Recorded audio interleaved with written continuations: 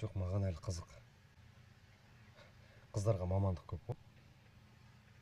Неге мұғалім емес, доктор? Неге повар емес? Повар? Балық қору менікі емес.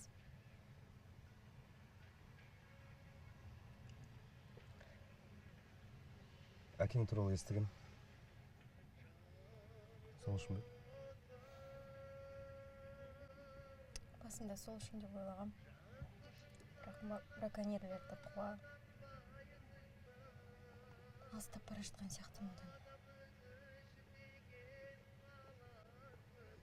Ал сен не үшін?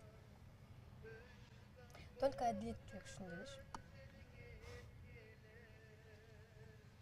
Басында солай ойлағам. Қоғамға пайдам тисін деп ойлағам.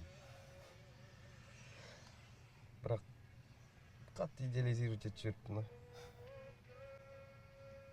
Тағы бір қоғамнан көңілі қалған адам. Мынау әділеттік дегенде нашар. Қатты пафостан есі шығып.